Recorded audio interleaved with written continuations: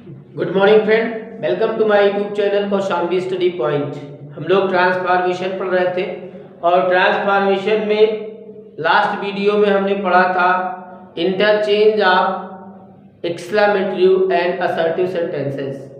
तो assertive sentence को exclamatory sentence बनाना और एक्सक्लेमेटरी सेंटेंस को असर्टिव सेंटेंस बनाना, जो ये जितने भी कॉन्सेप्ट थे हमने लास्ट वीडियो में देखा। अब ट्रांसफॉर्मेशन में अगला जो कड़ी आ रहा है वो है इंटरचेंज ऑफ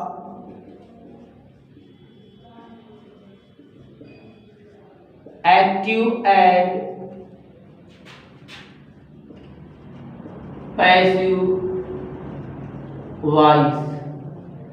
वॉइसेस कर सकते हैं। तो एक्टिव और पैसिव वॉइस को का ट्रांसफॉर्मेशन कैसे किया जाता है, इस रूल को हम लोग आज देखेंगे। क्लियर? तो सबसे पहले हम बात कर लेते हैं एक्टिव। एक्टिव को बोलते हैं कर्तवाच्य। कर्तवाच्य कर्तवाच्य का मतलब होता है जिस सेंटेंस में सब्जेक्ट प्रधान होता है या जिस सेंटेंस की वर्ब सब्जेक्ट के अकॉर्डिंग यूज की गई हो। और उसके बाद होता है पैसिव। पैसिव वॉइस का मतलब होता है, मैंने वॉइस नहीं लिखा, वॉइस आप लोग समझ लीजिएगा, वॉइस का मतलब ही वाच्य है। क्लियर? पैसिव का मतलब होता है कर्मवाच्य। क्या हो जाएगा? कर्मवाच्य, अर्थात जिस सेंटेंस में वर्ब का प्रयोग सब्जेक्ट नहीं ऑब्जेक्ट के अनुसार की गई हो, ऑब्जेक्ट के अनुसार किया गया हो, उसको बोलते हैं पैसिव वॉइस। अब जनरल वे में अगर हम देखें तो हमारा सेंटेंस का जो स्ट्रक्चर होता है सब्जेक्ट, वर्ब और ऑब्जेक्ट, इन तीन वर्ड से मिलकर बना होता है हमारा सेंटेंस। लेकिन जब इसकी पैसिव वॉइस बनाते हैं तो ये कॉन्सेप्ट चेंज हो जाता है, ऑब्जेक्ट सब्जेक्ट बन जाता है और नई एक्सिलरी का प्रयोग होता है। ठीक है? वर्ब थर्ड फॉर्म में हो जाती है और बाई प्लस सब्जेक्ट ऑब्जेक्ट बन जाता है। क्या बन जाता है? ऑब्जेक्ट बन जाता है। यहाँ बाई के लिए आगे चल के कॉन्सेप्ट मिलेगा कि जरूरी नहीं है कि हर जगह बाई का ही प्रयोग हो। क्लियर?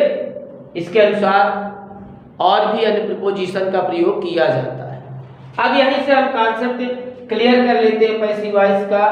आप लोग गौर से सुनिएगा और अगर आप इसके कॉन्सेप्ट को लाइन बाय लाइन लिखना चाहते हैं तो मेरा पैसिव वॉइस मेरे चैनल पर जाइए और प्लेलिस्ट में देखिए, पैसिव वॉइस के 6 या 7 वीडियो पड़े हैं, वहाँ भी आप देख सकते हैं, नहीं तो यहाँ तो पढ़ाऊंगा ही।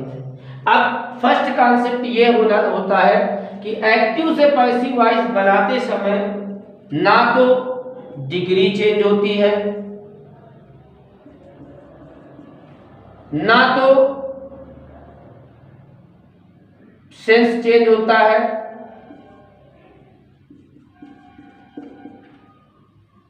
और ना ही टेंस चेंज होता है।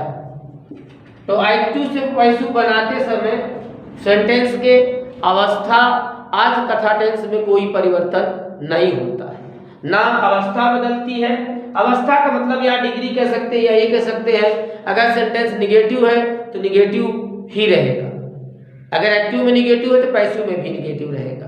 अगर सेंटेंस इंट्रोगेटिव है एक्टिव में तो पैसिव में भी इंट्रोगेटिव रहेगा, कोई परिवर्तन होने वाला नहीं है। दूसरी बात, सेंटेंस का अर्थ नहीं चेंज होगा, जो अर्थ एक्टिव वॉइस का होगा वही पैसिव वॉइस का होगा। दूसरी बात ये है, अगली बात, कि पैसिव वॉइस का एक्टिव से पैसिव वॉइस बन तो जाएगा लेकिन सेंटेंस का टेंस परिवर्तित नहीं होगा।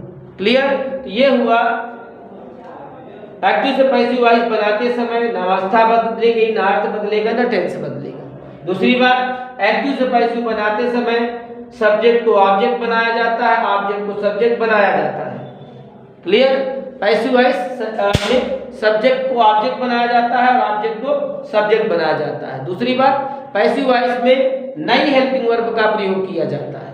किसका प्रयोग किया जाता है? न्यू हेल्पिंग वर्ब का प्रयोग किया जाता है, क्योंकि पहली जो हेल्पिंग वर्ब होगी वो सब्जेक्ट के अनुसार यूज की जाएगी, जो दूसरी हेल्पिंग वर्ब होगी वो ऑब्जेक्ट के अनुसार यूज की जाएगी, और जो भी है ये हर टेंस की अलग अलग ऑक्सिलरी है। इसको अभी मैं शॉर्टकट में बात कर लूंगा।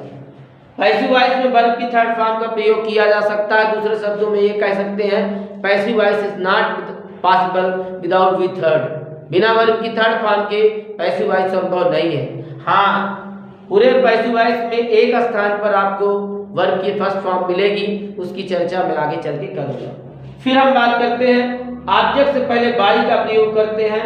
यह चीज याद रखिएगा, सिर्फ बाई का ही प्रयोग नहीं होता, इसके स्थान पर अन्य बहुत सारी प्रीपोजिशन का प्रयोग किया जाता है। क्लियर। दूसरी बात हम देखें तो पैसिव वॉइस केवल ट्रांजिटिव वर्ब का ही बनता है। किसका बनता है? ट्रांजिटिव वर्ब का। ट्रांजिटिव वर्ब का ही बनता है। ट्रांजिटिव वर्ब का मतलब होता है वर्ब विथ ऑब्जेक्ट, अर्थात जिस वर्ब को अपना अर्थ पूरा करने के लिए एक ऑब्जेक्ट की आवश्यकता होती है उसे ट्रांजिटिव वर्ब कहा जाता है। तो ट्रांजिटिव वर्ब का ही पैसिव वॉइस बनेगा। पहले ट्रांजिटिव वर्ब की बात कर लेते हैं। जो ट्रांजिटिव वर्ब होता है, ये जो ट्रांजिटिव वर्ब है ये देखें तो ये दो प्रकार के ऑब्जेक्ट रखता है। दो प्रकार से इसका स्ट्रक्चर होता है। एक होता है डाई और एक होता है मोनो। डाई और मोनो भी होता है। डाई मतलब इसके दो सब्जेक्ट भी हो, दो ऑब्जेक्ट भी हो सकते हैं, और इसके सिंगल ऑब्जेक्ट भी इसका हो सकता है। क्लियर। दूसरी बात, इसके बाद अगर हम बात करें इंट्रांजिटिव, इसे नोट कर ले फिर देखते हैं। इंट्रांजिटिव वर्ब की पैसिव वॉइस नहीं बनती है, ठीक है। लेकिन कुछ इंट्रांजिटिव वर्ब ऐसे हैं जिनके साथ जब प्रीपोजिशन जुड़ जाता है तो ट्रांजिटिव वर्ब के जैसे काम करने लगते हैं। तो जब ट्रांजिटिव वर्ब का काम करने लगेगा तो उनका पैसिव वॉइस भी बन जाए। इसे आपको मैं बता देता हूं। लाफ एट, लाफ के साथ एट जुड़ने से, लाफ जो है ट्रांजिटिव वर्ब है लेकिन एट जुड़ जाने से यह ट्रांजिटिव बन जाता है। लुक इंट्रांजिटिव वर्ब है लेकिन इसके साथ आफ्टर जुड़ जाए तो ये ट्रांजिटिव वर्ब का काम करने लगता है। हेड इंट्रांजिटिव वर्ब है लेकिन इसके साथ केयर जुड़ जाए तो ये ट्रांजिटिव वर्ब का काम करने लगता है। ऐसी स्थिति में इसकी पैसिव वॉइस भी संभव हो जाती है। बात क्लियर। तो ये कॉन्सेप्ट हुआ पैसिव वॉइस के। मैं पुनः बात कर लूं, एक्टिव से पैसिव वॉइस, पैसिव बनाते समय वाक्य के अवस्था, अर्थ तथा टेंस में कोई परिवर्तन नहीं होता है। दूसरी बात, एक्टिव से पैसिव वॉइस बनाते समय सब्जेक्ट को ऑब्जेक्ट बनाया जाता है और ऑब्जेक्ट को सब्जेक्ट बनाया जाता है, और ऑब्जेक्ट से पहले बाई या किसी अन्य प्रीपोजिशन का प्रयोग किया जाता है। अगली बात हम बात करें, एक्टिव से पैसिव वॉइस बनाते समय नई हेल्पिंग वर्ब का, न्यू एक्सिलरी का प्रयोग होता है। न्यू एक्सिलरी वर्ब का प्रयोग किया जाता है। Clear. And new auxiliary must be according to number and person of object, person of new subject that was object. मतलब नई एक्सिलरी का प्रयोग नए सब्जेक्ट के अनुसार किया जाता है जो कि पहले ऑब्जेक्ट था।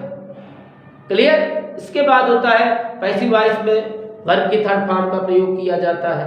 फिर हमने बात की पैसिव वॉइस केवल ट्रांजिटिव वर्ब का ही बनता है। इंट्रांजिटिव वर्ब की पैसिव वॉइस नहीं बनती है।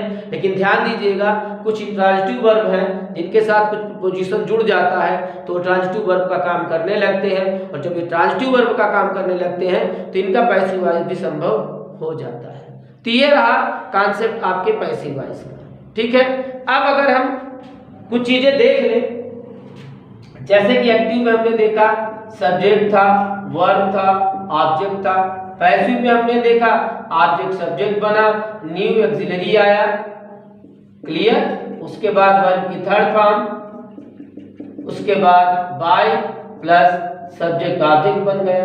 अगर हम गौर करें तो ये प्रोसेस कॉमन रहेगी हर टेंस में। सब्जेक्ट का ऑब्जेक्ट बनना, ऑब्जेक्ट का सब्जेक्ट बनना, ये तो हर जगह कॉमन है।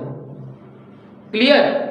फिर दिक्कत कहाँ आती है? दिक्कत आएगी एक्सिलरी और मेन वर्ब में। वैसे भी मेन वर्ब तो हमेशा वर्ब की थर्ड फॉर्म का प्रयोग होगा, लेकिन एक्टिव का वर्ब कैसे होगा वो भी देखने की जरूरत है।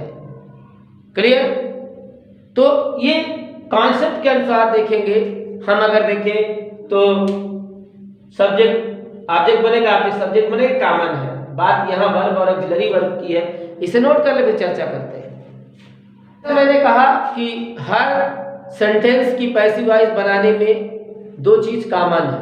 पहला ये सब्जेक्ट ऑब्जेक्ट बनेगा और ऑब्जेक्ट सब्जेक्ट बनेगा। फिर दिक्कत ये होती है कि नई हेल्पिंग वर्ब कैसे मिलेगी, न्यू ऑक्सिलरी कैसे मिलेगी, तो ये देख लेते हैं हम। तो जैसे अब बात करें ए और पी की, और पूरे टेंस की बात कर लेते हैं।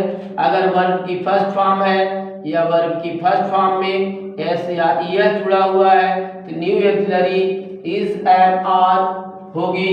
वर्ब की थर्ड फॉर्म तो कॉमन है सब में, पैसिव वॉइस इसके बिना संभव नहीं। फिर अगर देख ले कहीं आता है डूडल्स, तो जानते हैं इसके साथ वर्ब की फर्स्ट फॉर्म आएगी, तो ये इज एम आर ही रहेगा हेल्पिंग वर्ब, और वर्ब की थर्ड फॉर्म। कुल मिला के जहां वर्ब की फर्स्ट फॉर्म हो या वर्ब की फर्स्ट फॉर्म में यस या यस का प्रयोग किया गया हो, वहां न्यू ऑक्सिलरी के रूप में इज एम आर का प्रयोग होगा। अगर is am are plus verb plus ING हो तो आप जानते हैं ये तो वही रहेगा, इज एम आर का इज एम आर ही रहेगा, और यहाँ वर्ब से आईएनजी हटाने के लिए बीइंग रखेंगे, वर्ब की थर्ड फॉर्म का प्रयोग करेंगे। क्लियर। इसके बाद बात करते हैं हैज हैव के साथ वर्ब की थर्ड का फॉर्म का प्रयोग होगा, तो यहाँ हैज हैव का हैज हैव ही रहेगा, इसके साथ बीन लग जाएगा और वर्ब की थर्ड फॉर्म हो जाएगी। क्लियर। इसके बाद हम बात करें परफेक्ट कंटीन्यूअस की पैसिव वॉइस नहीं बनेगी, ठीक है। डिड आ जाए तो इसके साथ वर्ब की फर्स्ट अगर कहीं वर्ब की सेकेंड फॉर्म आती है तो वाज वर्ब की थर्ड फॉर्म। अगर डिड आता है तो डिड के साथ वर्ब की फर्स्ट फॉर्म, यही वाज वर्ब और वर्ब की थर्ड फॉर्म। अगर कहीं पर वाज वर्ब और वर्ब प्लस आईएनजी आया है तो आप जान लें वाज वर्ब प्लस बी, वही प्रेजेंट कंटीन्यूअस की तरह इसका भी होगा, आईएनजी अलग करेंगे तभी वर्ब की थर्ड फॉर्म बनेगी। हैड अगर आता है तो हैड के साथ वर्ब की थर्ड फॉर्म आएगी, ये भी हैज बीन है और हैड और हैज हैव के तरह ये भी होगा, उसी की तरह हैड के साथ बीन हो जाएगा, वर्ब की थर्ड फॉर्म हो जाएगी। अब आप देखें तो यहाँ पर केवल परफेक्ट तक बात हो रही, परफेक्ट कंटीन्यूअस की बात नहीं हो रही है, तो याद रखिएगा किसी भी परफेक्ट कंटीन्यूअस और फ्यूचर कंटीन्यूअस की पैसिव वॉइस नहीं बनती है। किसी भी परफेक्ट कंटीन्यूअस और फ्यूचर कंटीन्यूअस की पैसिव वॉइस नहीं बनती है।